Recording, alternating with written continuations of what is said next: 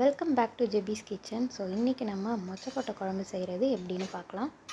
First ஒரு cooker எடுத்துக்கோங்க. குக்கரில் மொச்சக்கொட்டை போட்டுட்டு நல்லா இந்த 2 மினிட்ஸ் வறுக்க விட்டுருங்க. வறுத்தக்கப்புறம் தண்ணியில் போட்டு நல்லா வாஷ் பண்ணி எடுத்து வச்சுக்கோங்க. வாஷ் பண்ணி எடுத்த மொச்சக்கொட்டையை திரும்ப குக்கரில் போட்டு 2 கிளாஸ் தண்ணி ஊற்றிக்கோங்க.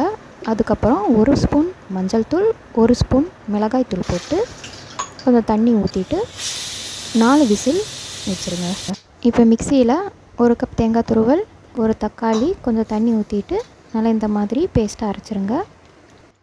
4 விசில் வந்தக்கப்புறம் குக்கரை திறந்துட்டு முருங்கைக்காய், கத்திரிக்காய், தக்காளி, பச்சை மிளகாலாம் போட்டு 1 ஸ்பூன் மிளகாய்த்தூள், 2 ஸ்பூன் மல்லித்தூள், உப்பு, 1 கப் தண்ணி ஊற்றிட்டு 1 விசில் விட்டுருங்க. இப்போது ஊற வச்ச புளி கரைசலை ஊற்றிட்டு உப்பு கொஞ்சம் சேர்த்துட்டு 2 நிமிஷம் கொதிக்க விட்டுருங்க. நம்ம அரைச்சி வச்சுருந்த பேஸ்ட்டை இதில் ஆட் பண்ணிடுங்க. உப்புக்கு 2 ஸ்பூன் எண்ணெய், 2 ஸ்பூன் கடுகு, 1 ஸ்பூன் ஜீரகம், 2 காஞ்ச மிளகாய், 10 சின்ன வெங்காயம், கொஞ்சம் கருவேப்பிலை எல்லாம் போட்டு கிளறி விட்டுருங்க.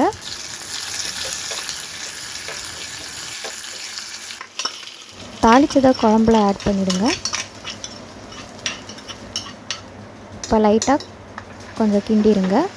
மொச்சக்கொட்டையில் பார்த்திங்கன்னா நல்ல ஒரு ஹை ஃபைபர் அண்ட் ப்ரோட்டீன்ஸ் இருக்குது. ஸோ இது நம்ம ஹெல்த்துக்கும் ரொம்ப நல்லது. கேரளா ஸ்டைல் மொச்சக்கொட்டை குழம்பு ரெடி. ட்ரை பண்ணி பாருங்கள்.